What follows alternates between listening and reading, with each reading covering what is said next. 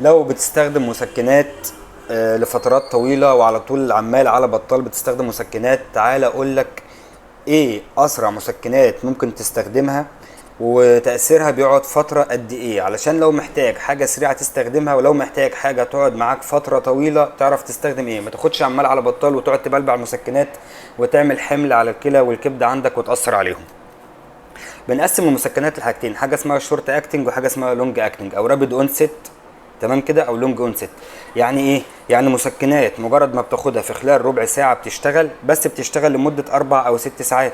ومسكنات تانية مش سريعة بتشتغل ممكن في خلال 3 ساعات بس ممكن تقعد 12 ساعة تسكن لك الألم في الجسم. طب أنا دلوقتي لو بعاني من ألم وعايز مسكن سريع وعايز اقلل الالم اللي بيظهر عندي، يبقى لازم استخدم مسكن من اللي بيشتغل في خلال ربع ساعة او 10 دقايق. ولو هيستمر فترة طويلة معايا الالم يبقى استخدمه كل 6 ساعات او كل 8 ساعات. انما لو انا مستحمل الالم او محتاج استخدم مسكن عشان الالم بيطول معايا قوي ومستمر معايا، فانا ممكن استخدم المسكنات اللي بتقعد لفترة طويلة بس ما تبقاش سريعة في المفعول بتاعها.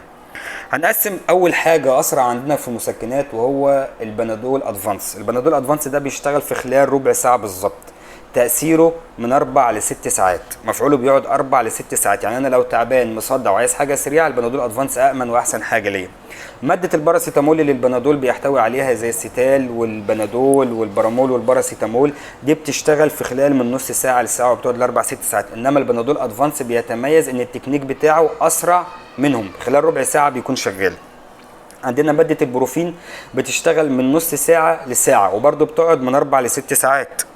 عندنا ماده الكتافلام الديكلوفيناك البوتاسيوم، عندنا منها الاكياس او الباودر زي الكتافاست. اي ديكلوفيناك بوتاسيوم باودر ده بيشتغل في خلال ربع ساعه وبيقعد من 6 ل 8 ساعات.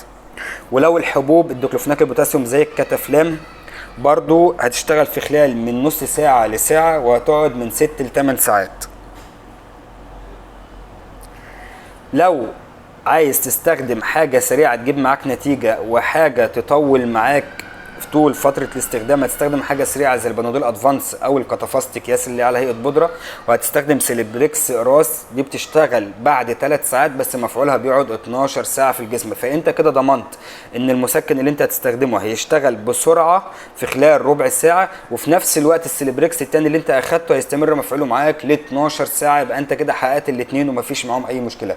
انما انك كل شوية تاخد مرة حباية بنادول مرة حباية كتافلام انت خدته ومش قادر تصبر على نفسك ومش عارف هيشتغل في خلال وقت قد ايه، فعمال تبلبع في مسكنات وده كله بيبقى حمل على الكلى وبيأثر على المعده في الاخر. فانا كده قسمت لكم المسكنات السريعه اللي بتشتغل خلال ربع ساعه والمسكنات اللي بتقعد فتره طويله شويه وبتستمر مفعولها في الجسم. اتمنى تكونوا استفدتوا من الحلقه ديت وما تبلبعش مسكنات عمال على بطال. شكرا.